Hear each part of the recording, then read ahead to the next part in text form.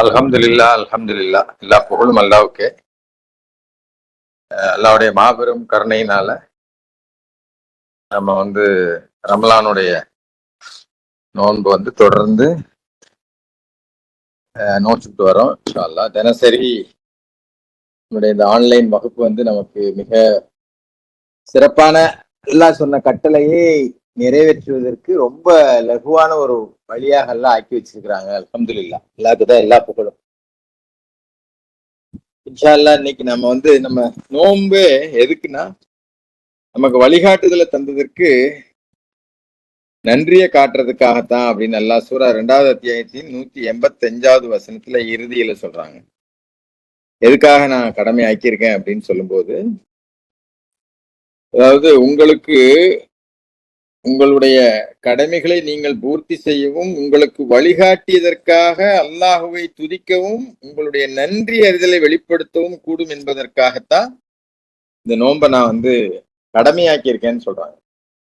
அதனால இன்னைக்கு இன்ஷா அல்லாஹ் குரான்ல நன்றி செலுத்துறத பத்தி, நன்றி காட்டுறத பத்தி நம்ம பார்க்கலாம் இன்ஷா அல்லாஹ்.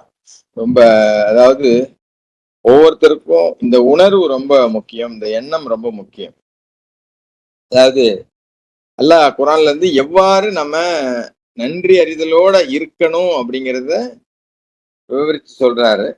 அது ஒரு 7 விதத்துல நம்ம பார்க்கலாம். 7ஆ பிரிச்சு நான் சொல்றேன் இன்ஷா அல்லாஹ். நீங்க குரான் இருந்துச்சுன்னா எடுத்து நீங்களும் பாருங்க. குரான் எடுத்துக்கூறப்படும் போது நீங்கள் கருத்தூன்றி செவியேற்கவும் கவனத்தில் எடுத்துக்கொள்ளவும் வேண்டும், நீங்கள் கருணை அடையும் பொருட்டு.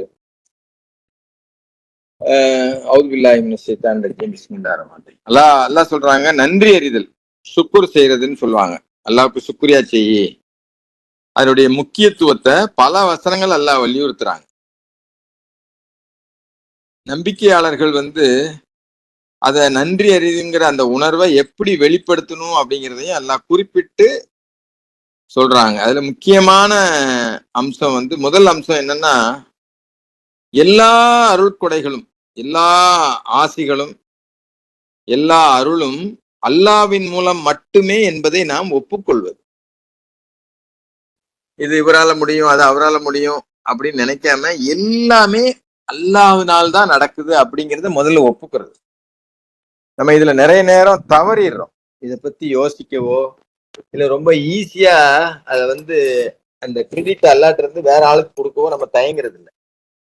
அதனால முதல் விஷயம் என்னன்னா, எல்லா அருள்கடைகளும் அல்லாஹ்வின் மூலம்தான் நடக்குது அப்படிங்கிறத நம்ம ஒப்புக்கொள்வது, அதை நம்புறது. எல்லா நன்மைகளும் அல்லாட்ட இருந்து தான் வருது. இதை குரான் அடிக்கடி நமக்கு நினைவூட்டுது. இதை உணர்வதுதான் நன்றி சொல்றதினுடைய அடிப்படை. இதை நம்ம ஃபர்ஸ்ட் உணரணும். சூரா 16, அதாவது அல் நஹல் அத்தியாயத்துல 53 தேனி அத்தியாயத்துல 53வது வசனத்துல இதை குறிப்பிடுறாங்கல்ல. வேற வசனத்துலயும் இருக்காங்க, நிறைய வசனம் இருக்கு. நான் இந்த வசனத்தை எடுத்திருக்கேன். அவுது பில்லாஹி மினஷ் ஷைத்தானிர் ரஜீம். பிஸ்மில்லாஹிர் ரஹ்மானிர் ரஹீம். 16வது அத்தியாயத்தின் 53வது வசனம், நீங்கள் அனுபவிக்கும் எந்த நல்லாசியும் அல்லாஹ்விடமிருந்து வந்ததே. இருப்பினும் ஏதேனும் கஷ்டத்திற்கு நீங்கள் உள்ளாகும் போதெல்லாம் நீங்கள் உடனடியாக அவரிடம் புகார் கூறுகின்றீர்கள். அதாவது இங்க நம்ம நல்லாசிகள்ங்கிறது நமக்கு வரக்கூடிய நல்லதையும் நல்லது அல்லாததையும் அல்லாஹ்வுடைய ஆசின்னு தான் நம்ம நம்பணும். ஏன்னா நம்ம முதல்ல நமக்கு சில விஷயங்கள் நமக்கு சிரமமா இருக்கிற மாதிரி தெரியும், ஆனா அது நன்மைக்கு தான் அல்லாஹ் வச்சிருப்பாங்க. அதுதான் அல்லாஹ் சொல்றாங்க, இன்னமல் யுஸ்ரி யுஸ்ரன் இன்னமல் யுஸ்ரி யுஸ்ரா, இன்னமல் யுஸ்ரி யுஸ்ரன் இன்னமல் யுஸ்ரி யுஸ்ரா. With pain there is gain. Pain இல்லாம கெயின் இல்லை. அப்போ எல்லா நல்ல ஆசிகளும் அல்லாஹ்ட்ட இருந்து தான் வந்தது அப்படிங்கிறத முதல்ல உறுதியா அதுல நம்பிக்கை வைக்கிறது. நம்ம என்ன நினைச்சிடக்கூடாது, நல்லது வரும்போது அல்லாஹ் என்னை நல்லது செஞ்சுட்டான் அப்படின்னு சொல்றது, கெட்டது வரும்போது அல்லாஹ் என்னைய பாராமுகமா இருக்காங்க அப்படின்னு சொல்றது, அல்லாஹ்வை நிந்தனை செய்யறது. எந்த நிலையிலையும் அல்லாஹ்வை நம்ம நிந்தனை செஞ்சிடக்கூடாது. இது அதுதான் அந்த 2வது அத்தியாயத்தின் 286வது வசனத்துல எங்களுக்கு முன் சென்று போனோர் உம்மை நிந்தனை செய்தது போல் நாங்களும் உம்மை நிந்தனை செய்து விடாமல் எங்களை நீர் பாதுகாப்பீரா. ஏன்னா எல்லா விஷயமே நமக்கு அது நமக்கு இப்ப கஷ்டமா தெரியலாம். ஆனா அல்லாஹ் ஏதோ ஒரு காரணத்துக்காக, ஏதோ ஒரு நல்ல விஷயத்தை தர்றதுக்காக நம்மள அந்த மாதிரியான சூழ்நிலைக்கு உள்ளாக்கிட்டு நல்லதை கொடுக்குறாரு. அப்ப அந்த மாதிரி சூழ்நிலை வரும்போது நம்ம என்ன செய்யணும் அப்படின்னா 255 தான். அல்லாட்ட தௌபா செய்யணும், பாவ மன்னிப்பு கேட்கணும். 2 விஷயம்தான். காலித் பயன் பண்ணும்போது கூட ரொம்ப அழகா சொன்னார். 2 விஷயம்தான். நன்றி செலுத்துறதும் தௌபா செய்யறதும் தான் மாறி மாறி நடந்துகிட்டே இருக்கணும். அப்போ முதல் விஷயம் என்னன்னா, அல்லாஹ் எல்லா அருள் கொடைகளும் அல்லாஹ்வின் மூலமே வருகிறது என்பதை ஒப்புக்கொள்றது. 2வது நம்மளுடைய இந்த நன்றிய அப்புறம் எப்படி முதல்ல ஒப்புக்கொள்றது, 2வது அதை வெளிப்படுத்துறது. வெளிப்படுத்துறது எப்படின்னா, அல்லாஹ்வை புகழ்வது, அவரது அருள் கொடைகளை நம்மளுடைய நாவுகளால் நினைவு கூறுவது, நன்றியை வெளிப்படுத்தக்கூடிய ஒரு வழிமுறையாகும். அது ஒரு வழிமுறையா இருக்கு. அதுதான் 2வது அத்தியாயத்தின் 152வது வசனத்துல சொல்றாங்க. நீங்கள் என்ன நினைங்க, நான் உங்களை நினைப்பேன், மேலும் எனக்கு நன்றி செலுத்துங்கள், என்னை மறக்காதீர்கள். நினைக்கிறதே நன்றி செலுத்துறது தான். அது எப்படி மனசால நினைச்சாலும் சரி, வாய் விட்டு சொன்னாலும் சரி. இந்த 152ல இருந்து அதைத்தான் நான் புரிஞ்சுக்கிறேன். 2வது அத்தியாயத்தின் 152வது வசனத்துல, அதாவது ஒரு வசனத்துல நாம புரிந்து கொள்வதற்கு தேவையான எல்லா விஷயங்களையும் கொடுத்திருக்காங்க. நான் உங்களை நினைவில் கொள்ளும் பொருட்டு நீங்கள் என்னை நினைவில் கொள்ள வேண்டும், மேலும் என்னிடம் நன்றியோடு இருங்கள். இந்த மேல சொன்ன அந்த விஷயம்தான் நினைக்கிறது. நான் நினைக்கிறோம்னா நீங்க என்ன நினை, அதுதான் நன்றியோட இருக்கிறது. நன்றியோட நன்றி கெட்டவர்களா இருக்காதீர்கள். அப்போ எல்லா அருள் கொடைகளும் அல்லாஹ்விடம் தான் வருதுன்னு உறுதியான நம்பிக்கையோட அல்லாஹ்வை நினைக்கணும் நம்ம. அதைத்தான் இது சொல்லுது. 2வது அத்தியாயத்தின் 152வது வசனம் அல்ஹம்துலில்லாஹ் சொல்றது. அல்ஹம்துலில்லாஹ் கிடைச்சா அல்ஹம்துலில்லாஹ், கிடைக்கலன்னா அல்ஹம்துலில்லாஹ் அல்ஹம்துலில்லாஹ் அல்ஹம்துலில்லாஹ். நிறைய அல்ஹம்துலில்லாஹ் சொல்லுவாங்க இல்லையா? அதாவது கிடைச்சா நல்லது, கிடைக்கலன்னா ரொம்ப நல்லது. இல்ல நமக்கு பாரத்தை ஏற்படுத்தலன்னு அர்த்தம். ஏதோ ஒரு பணமோ, ஏதோ ஒரு புகழோ, இல்ல ஏதோ ஒரு விஷயமோ சாதாரணமா இருந்துட்டு போயிட்டு சாதாரணமா இந்த வாழ்க்கையை கடந்து போறதுதான் அல்லாஹ்வுக்கு அடிபணிந்த நிலையில. அதனால அல்ஹம்துலில்லாஹ் எல்லா புகழும் அல்லாஹ்வுக்குரியது என்று நம்ம நன்றிய வெளிப்படுத்தக்கூடிய ஒரு சக்தி வாய்ந்த ஸ்டேட்மெண்ட் தான் இந்த அல்ஹம்துலில்லாஹ். நம்ம நன்றியோட இருக்கோம், வாய் விட்டு தான் சொல்லணும்னு அவசியம் இல்லை, மனசுக்குள்ள நினைச்சா போதும். உள்ளத்தால உளப்பூர்வமா அல்ஹம்துலில்லாஹ் சொல்லணும். அல்ஹம்துலில்லாஹ் அப்படி நம்ம உணர்ந்து சொல்லணும். அத இது 2வது வழிமுறை. 3வது தான் இப்ப நம்ம நடைமுறையில பண்ணிக்கிட்டு இருக்கிறோம். நோன்பு கூட நம்முடைய செயல்கள் மூலம், நம்மளுடைய வணக்க வழிபாடுகளின் மூலம் நம்முடைய நம்ம நன்றியை வெளிப்படுத்துறது இபாதத். நன்றி வெறும் வார்த்தைகள்ல மட்டும் இல்ல, நமது செயல்லையும் அது இருக்கு. அதனாலதான் சொல்றாங்க தொழுகை மானக்கேடான விஷயத்தை தடுக்குதுன்னு சொல்றாங்க. நோன்பு வழிகாட்டுதலுக்கு நன்றி செலுத்தக்கூடியதாக இருக்கு, அதுக்காகத்தான் நோன்பை கடமையாக்கி இருக்கேன் அப்படின்னு. நன்றி வெறும் வார்த்தைகள்ல மட்டும் இல்ல, நமது செயல்லையும் நாம் அல்லாஹ்வை எப்படி வணங்குறோம், உள்ளட்சத்தோட வணங்குறோமா? சொல்றாங்க அல்லாஹ் சொல்றாங்கல்ல, தொழுகையாளிகளுக்கு கேடுதான், ஃபவைலுல் லில் முஸல்லின் அல்லதீன ஹும் அன் ஸலாத்திஹிம் சாஹூன்னு சொல்றாங்க. தொழுகையாளிகளுக்கு கேடுதான், தங்களுடைய தொழுகையில பாராமுகமாக இருக்கிறாங்க அப்படின்னு. அதாவது காட்டிக்கிறதுக்காக தொழுகிறோமா, உண்மையிலேயே அல்லாஹ் சொல்லிட்டாங்க, அல்லாஹ் சொன்ன கடமை. நேத்து போயிடுச்சோம் இல்லையா? நேத்து ஒரு கேள்வி கூட கேட்டிருந்தாங்க, அந்த போர்ல தொழுகிற முறையை பத்தி 4/102 நினைக்கிறேன் கேட்டிருந்தாங்க. அதுல நம்ம என்ன புரிஞ்சுக்கிறோம் அப்படின்னா, அவ்வளவு இம்பார்ட்டன்ஸ் அந்த தொழுகையில இருக்கு. அதுல நிறைய அதாவது நம்ம மனநிலையை மாற்றி ஒரு நினைவு நிலைக்கு நம்மளை கொண்டு வர்றதுக்கு தொழுகை. எத்தனையோ பகல் பூரா எத்தனையோ விஷயங்களை நம்ம ஈடுபடுறோம், எத்தனையோ இடர்பாடுகள் வருது, எத்தனையோ நல்ல கெட்ட விஷயங்களை கேட்கிறோம், ஆட்படுறோம். அப்ப அதுல இருந்து நாம் அல்லாஹ்வுடைய பாதுகாப்பை பெறணும். மென்டலா நம்மளுடைய அதாவது மன ரீதியாக நம்ம அல்லாஹ்வின் பக்கம் திரும்புறதுக்கு இந்த தொழுகை மிக உதவியான ஒரு விஷயமா இருக்குது. அதனாலதான் வெறும் வார்த்தையில மட்டும் இல்லாம, ஏன்னா எல்லா அருள் கொடைகளும் அல்லாஹ்விடம் தான் வருது நான் நம்பியிருக்கேன். அப்ப அதை நான் எப்படி அந்த விஷயத்துல இருந்து மாத்துவேன், எப்படி டைவர்ட் பண்ணுவேன்? தொழுகை தினசரி நமக்கு வந்து ஒரு, அதனாலதான் ஆன்மாவுக்கு உணவு அப்படின்னு சொல்றாரு. ஆன்மா பலமா இருந்தா மட்டுமே தான் நம்ம அல்லாஹ் கூட இருக்க முடியும். ஆன்மா பலகீனமா இருந்துச்சுன்னா அல்லாஹ் கூட இருக்க முடியாது. சைத்தான் தான் இருப்பான் கூட. சைத்தான் தன்னால வந்து ஒட்டிப்பான். இந்த ஆன்ம பலத்தை எப்படி பெறுவது அப்படின்னா, அல்லாஹ்வை நினைக்கிறது, அல்லாஹ் சொன்ன வழிமுறைப்படி அல்லாஹ்வை வழிபடுவது. அதுல முக்கியமான விஷயம் இந்த தொழுகையும் நோன்பும் ஜக்காத்தும். அதனால நன்றி வெறும் வார்த்தையில மட்டும் இல்ல, வெறும் அல்ஹம்துலில்லாஹ் சொன்னா பத்தாது. நமது செயல்கள்லையும் நாம் அல்லாஹ்வை எப்படி அவர் சொன்ன மாதிரி வணங்குகிறோம் என்பதிலும் பிரதிபலிக்க வேண்டும். அதாவது அந்த உள்ள தூய்மையோட சலாத், அப்புறம் பயபக்தியோட நோன்பு, அப்புறம் மனம் வந்து மகிழ்ச்சியா கொடுப்பாங்க. அதாவது தங்களுடைய செல்வத்தை வந்து ஹாப்பியா செலவு பண்ணுவாங்க. மற்றவங்களுக்கு கொடுக்கும்போது ஐயோ என் செல்வம் போகுதே அப்படிங்கிற எண்ணமே இருக்காது. ஐயோ நான் நிறைய, அது எப்படி ஒரு சொத்துக்கு இன்வெஸ்ட் பண்றோம், அது பல மடங்கு வரும், இல்ல நம்ம பிள்ளைங்களுக்குலாம் அது உபயோகமா இருக்கும் அப்படின்னு, அந்த மாதிரி உண்மையிலேயே தர்மம் கொடுக்கறது மட்டும்தான் நம்மளுடைய இன்வெஸ்ட்மெண்ட். நம்ம சேர்த்து வைக்கிறதுலாம் நமக்கு பாரம், நமக்கு வந்து ரொம்ப வெயிட் தானே தவிர, நம்ம தர்மம் கொடுத்துட்டா ரொம்ப லேசா லெகுவாயிரலாம், நம்ம ரொம்ப ஈஸியா ஃபீல் பண்ணலாம். அதனுடைய பிரதிபலன் அது மகிழ்ச்சியா கொடுத்து பார்த்தா தான் அதனுடைய அருமை நமக்கு தெரியும். அது நன்றி அறிதலின் ஒரு மிக முக்கியமான ஒரு வடிவமா இருக்கு. நம்ம நன்றி செலுத்துறோம் அப்படின்னு நல்லா நான் வழங்கினதுல இருந்து கொடுங்கன்னு சொல்றாங்க. அப்ப நம்ம என்ன நினைச்சிட்டு இருக்கோம், ஐயோ என் காசு போயிருமே, என்ன நான் எதை கொடுக்கறதுன்னு கேக்குறாங்க. மிச்சம் இருக்கிறத கொடுங்க அப்படின்னு சொல்றாங்க. உங்கள்ட்ட என்ன மிச்சம் இருக்கு கொடுத்துருங்க. ஏன்னா மிச்சம் இருக்கிறத கொடுத்தா தான் அல்லாஹ் தருவாங்கிறதுல நமக்கு உறுதியான நம்பிக்கை இருக்கு.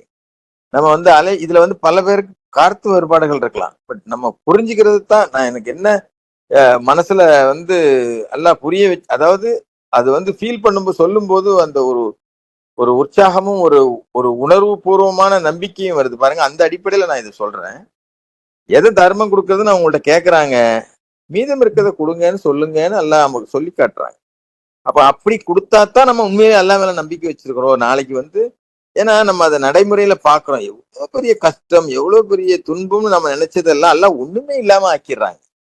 எப்படி எங்க இருந்து வந்துச்சு, எப்படி அதை கொடுத்தோம், இவ்வளவு விஷயம் நடந்திருக்கா. உதாரணத்துக்கு நம்ம தர்மஸ்தாபனம் கூட நம்ம சொல்லலாம்.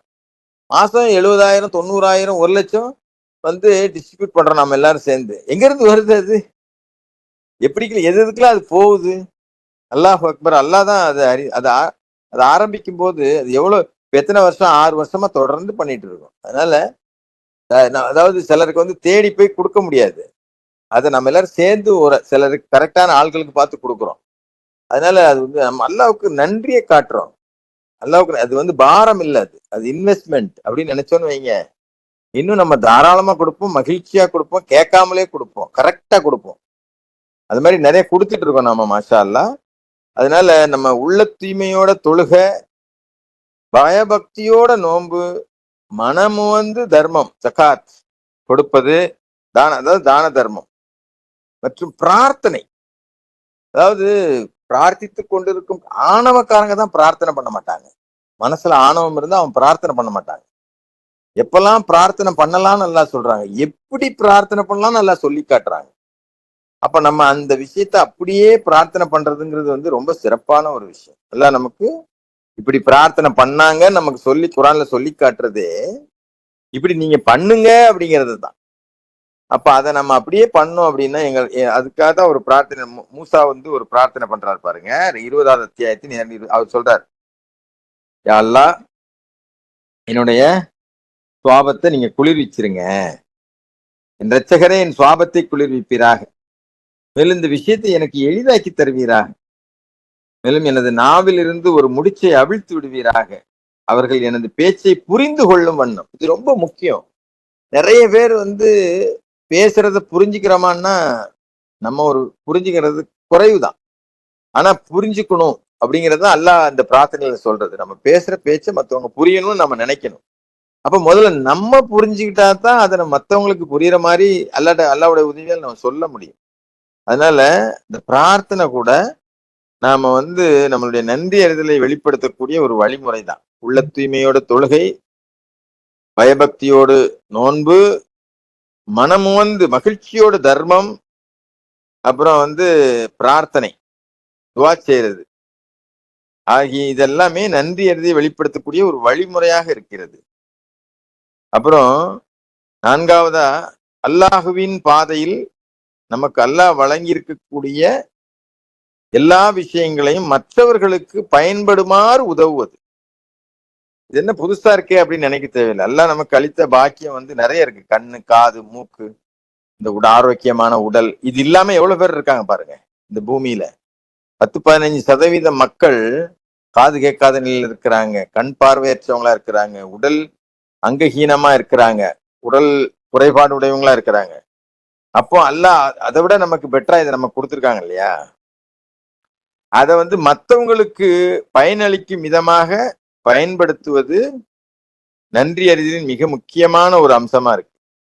இதைத்தான் நம்ம மக்களோடு இணக்கமா இருங்க, அதாவது இயன்றவரை, அதாவது கருணை, தர்மம் போன்ற செயல்கள், நமது நேரத்தை செலவு பண்றது, ஒருத்தருக்கு ஒரு விஷயம் தெரியலையா அதை அவங்களுக்கு சொல்லி காட்டுறது, அவங்களுக்கு செய்ய சொல்லி educate the people, empower the people. மக்களை எஜுகேட் பண்றது, எம்பவர் பண்றது. அப்புறம் நம்முடைய செல்வம், திறமை, இதெல்லாம் அல்லாஹ்வுக்கு பிரியமான வழியில பயன்படுத்துவது எல்லாமே இதுல உள்ளவடை. நம்ம ஒரு ஒரு ஒரு பணம் செலவு பண்றோன்னா அல்லாஹ்வுக்கு பிடித்தமான வழியா, யாருக்காவது உபயோகரமா இருக்கா, நிச்சயமா செலவு பண்ணிடலாம். அதை நம்ம பார்த்துட்டோம்னு வைங்க. அதான் அல்லாஹ் சொல்றாங்க, நான் வழங்கியது நீங்க செலவு செய்யணும். நமக்கு அல்லாஹ் கல்வி இப்ப இந்த குரான் கூட நம்ம படிக்கிறோம். நமக்கு புரிஞ்ச விஷயத்த தினசரி ஒருத்தர் சொல்றாங்க இல்லையா, இது கூட அல்லாஹ்வுக்கு நன்றி செலுத்துறது தான். எனக்கு தெரிஞ்ச விஷயத்த பகிர்ந்துக்கிறேன் பாருங்க. அப்ப அதான் அவர் சொல்றாரு, இதுல ஏதாவது சந்தேகம் இருந்தா கேளுங்க, ஏன்னா கற்றுத்தருபவர் அல்லாஹ்வாக இருக்கிறார். நமக்கு என்ன, எப்பவுமே யாரோ ஒரு மனிதர் இல்ல கற்றுத்தர்றது, ஒரு குழு கிடையாது. அல்லாஹ் யார் மூலியமாக எதை எப்படி எந்த நேரத்துல நமக்கு கற்றுத்தருவாங்கன்னு சொல்லவே முடியாது. நாம அதுக்கு சரியான தகுதியா இருக்க வேண்டியது என்ன, திறந்த மனதோட, வெளிப்படைத்தன்மையோட. யார் சொன்னாலும் முதல்ல காது கொடுத்து கேட்கணும். அது காது கொடுத்து கேட்கறது ஒரு இபாதத்து சொல்றாரு அல்ல. சமியல்லா அப்படின்னு சொல்றாரு. கேளுங்க, கேட்கிற சமி அல்ல, அல்லாது செவிதாழ்த்தி கேளுங்கள் சொன்னாங்க. நீங்கள் குரான் எடுத்துரைக்கப்படும் போது செவிதாழ்த்தி கேட்கறது. அப்போ கேட்கறதே நம்ம என்ன பண்றோம், நாம சொல்ல வர்றத முன்னாடி வச்சுக்கிறதுனால என்ன பண்றது, யார் சொல்றத முன்னாடி சொல்லிடுறது. அதனால ஃபர்ஸ்ட் லிசன், கேட்கறது ஒரு முக்கியமான ஒரு வேலை. அதை நம்ம கண்டிப்பா செய்யணும். அது நன்றி அறிதலின் ஒரு மிக முக்கியமான வெளிப்பாடு. அடுத்தது, இந்த நன்றி அறிதலின் நன்மை நமக்கு தாங்கிறத நம்ம உணர்ந்துக்கணும். நன்றி செலுத்துவது இறுதியில நன்றி செலுத்துபவருக்கே பயனளிக்கும்போது குரான் வலியுறுத்தி சொல்லுது. சூரா லுக்மான்ல 12வது வசனம், 31வது அத்தியாயத்தின் 12வது வசனம் என்ன சொல்லுது அப்படின்னா, அல்லாஹ்வுக்கு நன்றி செலுத்துங்க. 31:12 நான் படிக்கிறேன். அதாவது லுக்மானுக்கு நாம் ஞானத்தை கொடையளித்தோம், லுக்மானுக்கு நாம் ஞானத்தை கொடையளித்தோம். நீங்கள் அல்லாஹ்வுக்கு நன்றியுடையவனாக இருக்க வேண்டும். எவர் ஒருவர் நன்றியுடையவராக இருக்கின்றாரோ அவர் தன் சொந்த நலனுக்காகவே நன்றியுடையவராக இருக்கின்றார். நன்றி கெட்டவர்களாக மாறிவிட்டவர்களை பொறுத்தவரை அல்லாஹ் எந்த தேவையும் அற்றவர், புகழ்ச்சிக்கு தகுதியானவர். அதனால நம்ம நன்றி செலுத்துறோம். மேல சொன்ன 4-5 விஷயமும் அது மற்றவங்களுக்கு எந்த ரூபத்துல உதவி செஞ்சாலும் சரி, தொழுக, நோன்பு, ஜக்காத், ஹஜ்ஜி நம்ம உள்ளட்சத்தோட தூய்மையோட செஞ்சாலும் சரி, நம்மளுடைய வார்த்தையில நம்ம சொன்னாலும் சரி, நாம நம்பிக்கையோட இது எல்லாத்தையும் செஞ்சாலும் அந்த நன்மைகள் எல்லாம் யாருக்கு வருது அப்படின்னா, யாருக்கோ போல நமக்கு தான் திரும்பி வருது. அதை நம்ம உளப்பூர்வமா நம்ம நம்பணும். குரானை நம்ம உளப்பூர்வமா நம்பும் போதுதான், ஓஹோ நம்ம நன்றியோட இருக்கிறது நம்முடைய நன்மைக்கு தான், இதுல வேற யாரும் நன்மை அடைய போறது இல்லைங்கிறத நம்ம புரிஞ்சுக்கலாம்.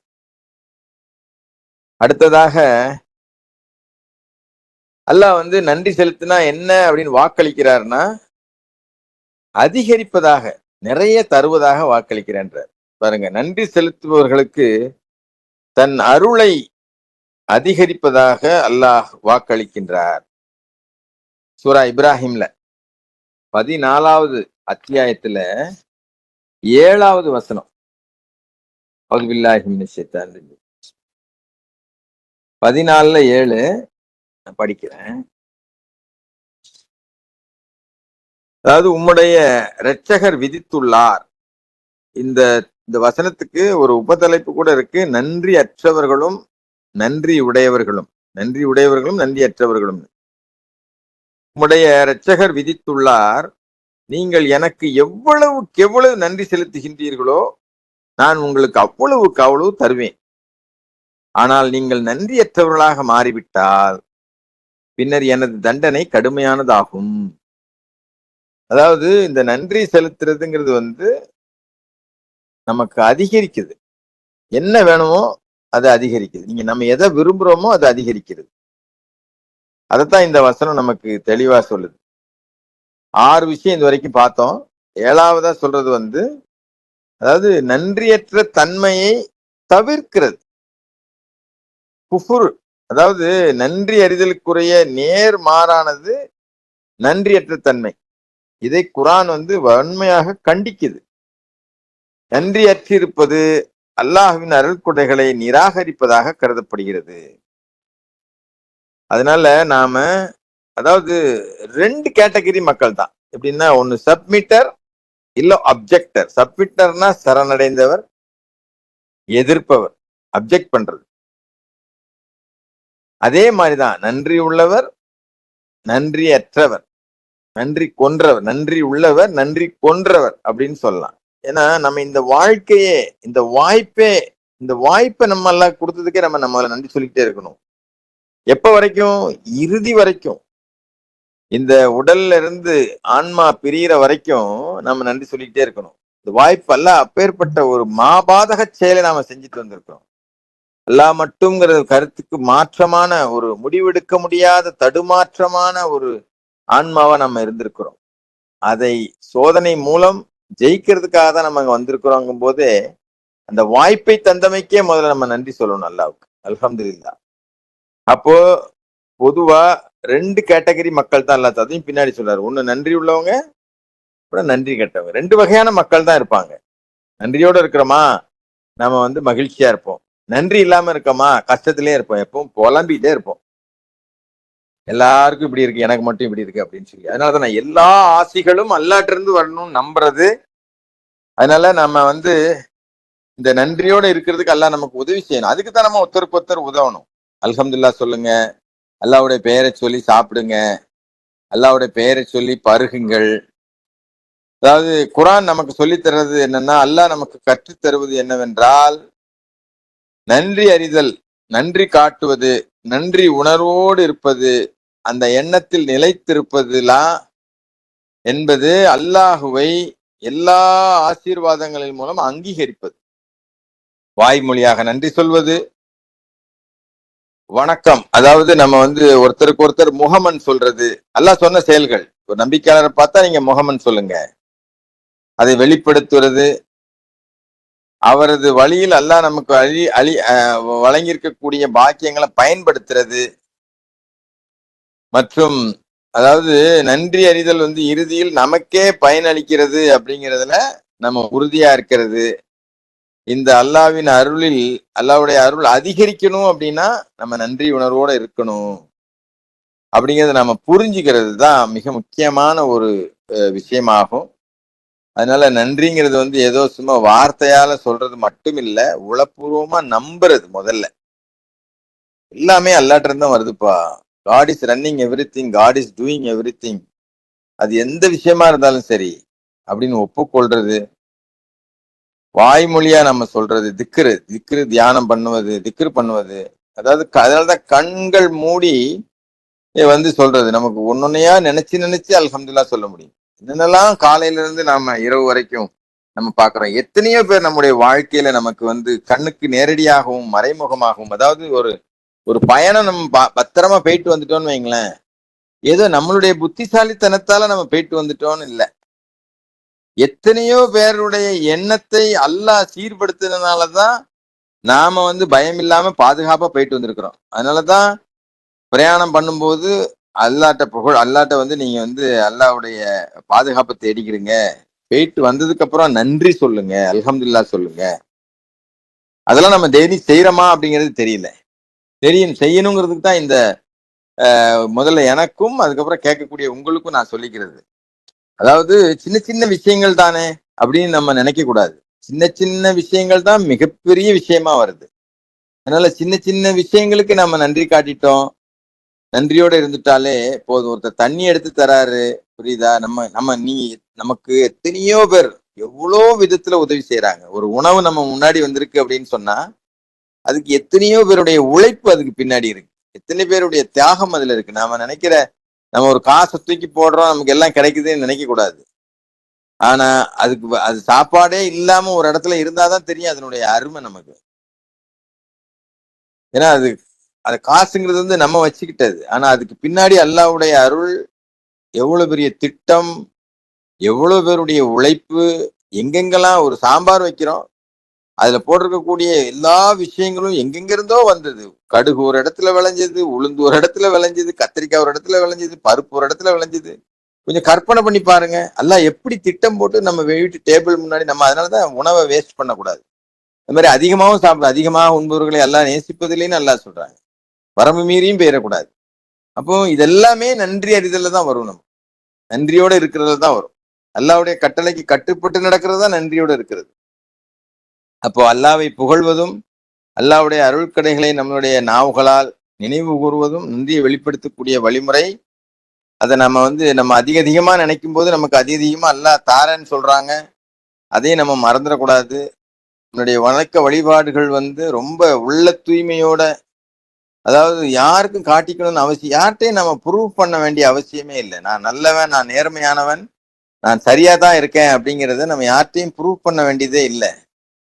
இந்த உலகம் வந்து நம்ம எது செஞ்சாலும் ஏதாவது பேசிக்கிட்டே தான் இருக்கும். என்ன எவ்வளவு நல்லது செஞ்சாலும் சரி, கெட்டது செஞ்சாலும் சரி, ஏதாவது ஒண்ணு சொல்லிக்கிட்டே இருப்பாங்க. அதனாலதான் எல்லாம் சொல்றாங்க, அவருடைய கூற்றுக்களை புறந்தள்ளிருங்க அப்படின்னு சொல்றாங்க. அவங்க அப்படிதான் சொல்லுவாங்க. மக்கள் மனிதர்களா இருந்தா அப்படிதான் பேசுவாங்க. அதெல்லாம் நம்ம பெரிய பொருட்டா எடுத்துக்கூடாது. நம்ம வந்து என்ன நோக்கத்திற்காக இந்த பூமிக்கு வந்திருக்கிறோம், அப்ப என்ன நோக்கத்துல நாம செயல்பட வேண்டும் என்பதுல செய்ய முடியாத நம்பிக்கையோட இருந்தோம் அப்படின்னா இந்த உலகத்தோட ஒத்து போற விஷயமே நம்மள்ட்ட இருக்காது. நம்ம தனித்துவமாக திகழ்வோம். அந்த தனித்துவமாக திகழ்வதுதான் அல்லாவுக்கு நன்றி செலுத்துறது. ஏன் எல்லாரும் லஞ்சம் கொடுத்தா தான்ப்பா எதுவும் நடக்கணும் நான் இல்லை, என்ன நல்லா தடை செஞ்சிருக்காங்கப்பா, நான் அதுக்கு வந்து ரொம்ப உறுதியா இருப்பேன் அப்படின்னு நம்ம வந்து உறுதியோட இருக்கணும். அப்போ ஒவ்வொன்றும் அல்லாவை முன்னிறுத்தி அல்லாஹ் நமக்கு போதுமானவர்ங்கிற அடிப்படையில நம்ம ஒவ்வொன்றையும் செய்யும் போதுதான் உண்மையிலேயே அல்லாவுக்கு நன்றி செலுத்தக்கூடியவங்களா நாம இருக்கிறோம். அல்ஹம்துலில்லாஹ்.